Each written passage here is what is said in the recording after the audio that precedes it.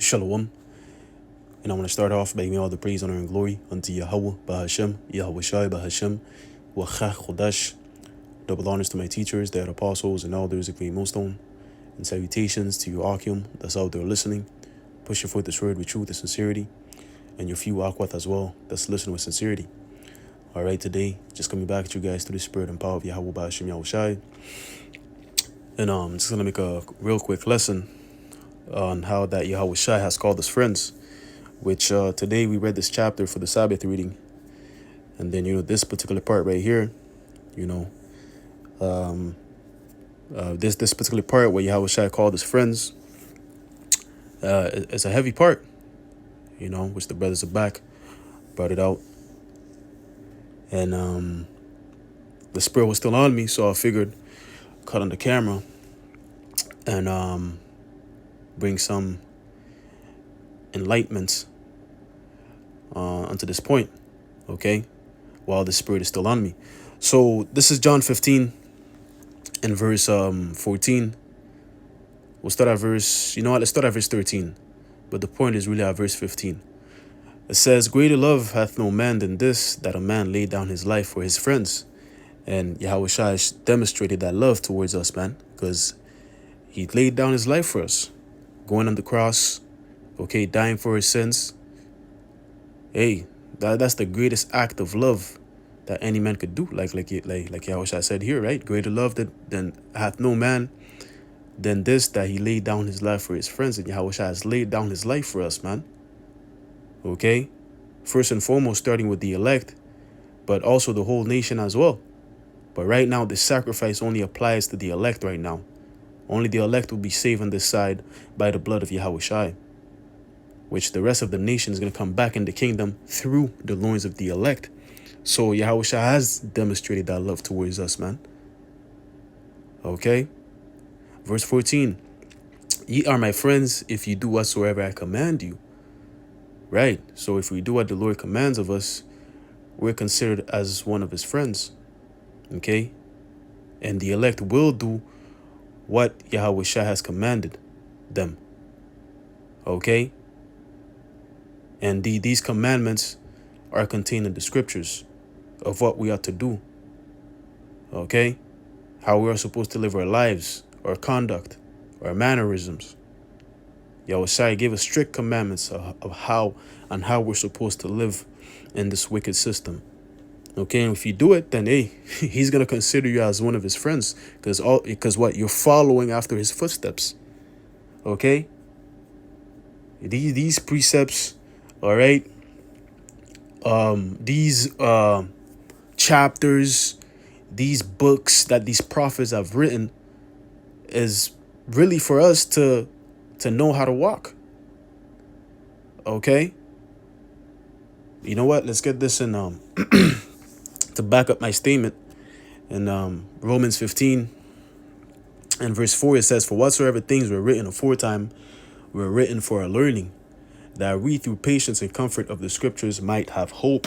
So these things were written for our learning, man. Right? So that we might have patience and comfort in these scriptures, man. And what does it say in Psalms? I think 40 and 7? Let's get it. YAHAWASHI comes in the volume of the book, man. It is written of him. So, hey, that's the commandments. That's basically YAHAWASHI talking to you and telling you, do this, do that. Don't do this, don't do that. Just say, I did this, so you do it too. He's basically putting us on game.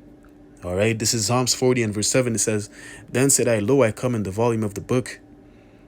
It says, I'm going to read that again. Psalm 40 and verse 7.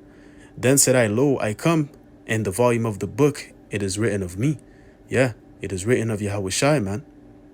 Okay, the whole scripture, okay, is about YAHAWASHI. All right, so back to John 15 and verse 15. This is the point here. It says, henceforth I call you now servants, for the servant knoweth not what his Lord doeth, but I have called you friends. For all things that I have heard of my Father, I have made known unto you. So we're not servants, man. YAHAWASHI has called us friends, bro. Okay, but this only applies to you if you endure to the end. Because if you don't endure, then you're not a friend of Yahawashi. If you fall out, you go back to the world, then you're not a friend.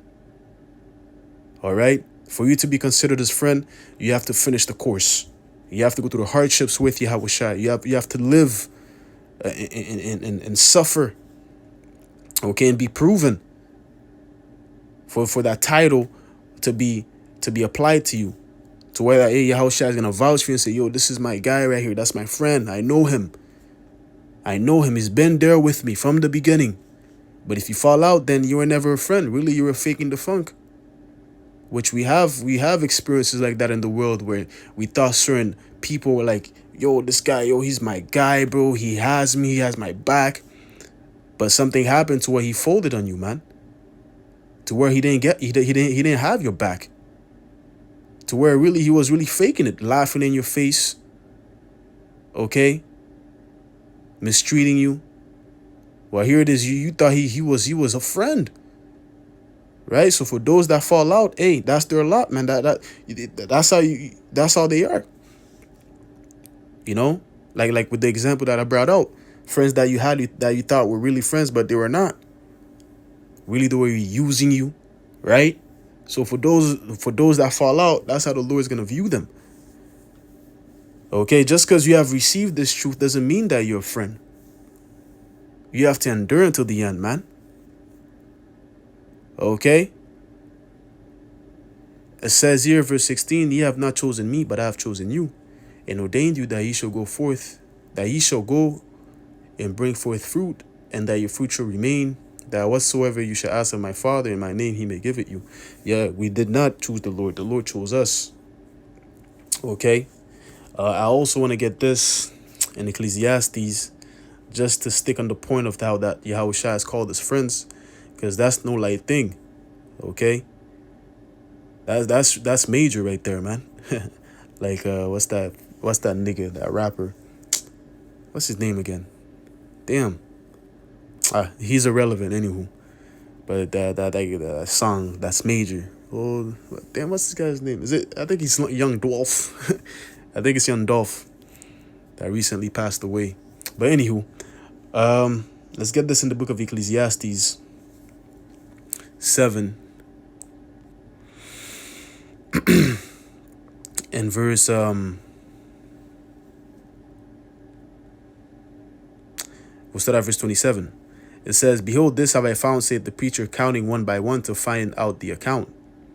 Yet, it says, which yet my soul seeketh, but I find not. One among 1,000 have I found, but among women, among all those have I not found. So, you know, the preacher, which is King Solomon, who was doing this experiment to try to find a righteous person, and is telling you right here in verse 28 how that he found, when he was seeking, he only found one man out of 1,000 that was righteous, but among women he didn't find any.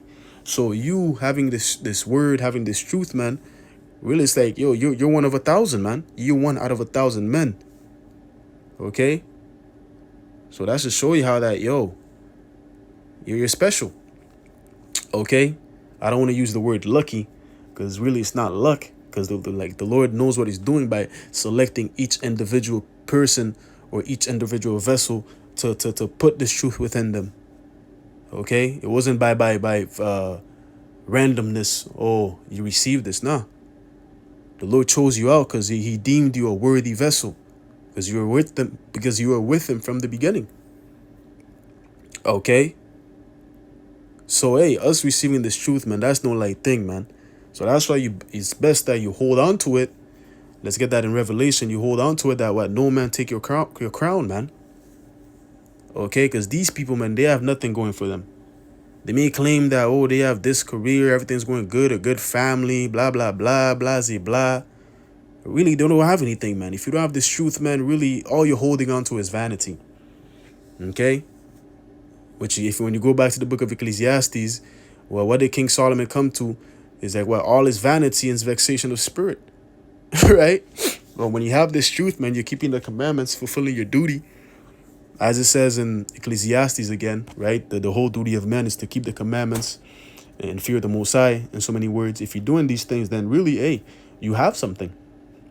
Okay?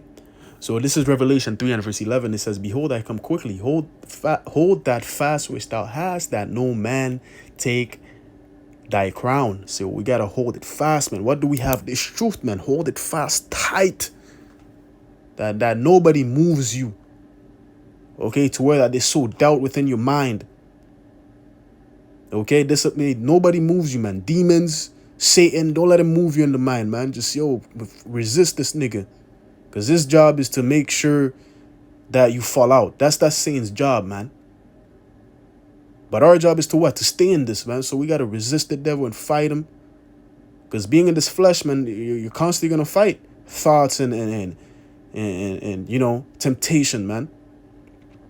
This flesh was built for that. There's a fight. This flesh was not built for you to be comfortable, man. Okay? Because if you're comfortable in this flesh, it's going to lead to death. Okay? Because if you're comfortable, what are you doing? That means you're fulfilling your lusts. The flesh is not comfortable when you're not fulfilling your lusts. When you're in the spirit, the flesh is vexed. It's like, yo, what are you doing? You're making me feel uncomfortable and shit, man. Why are you doing this shit, right? Yeah. So we got to hold fast, man, that no man take away our crown. Because, hey, once again, if you hold fast, you keep your crown, you endure to the end, then you're a friend of YAHAWASHI, man. And that's no light thing. That's major status, man. That's the top status that you could have, being a friend of the Lord. Okay? Hey, like I said, man, I was going to make this short, man, the topic was still in my spirit, so I figured I'd cut on the camera and do this lesson. So the point was made. I'm going to close it off here. All right, by giving all the praise, honor, and glory unto Yahweh, Bahashem, YAHAWASHI, Bahashem, Wachakodash. Lord willing, this lesson was edifying. Until next time, I will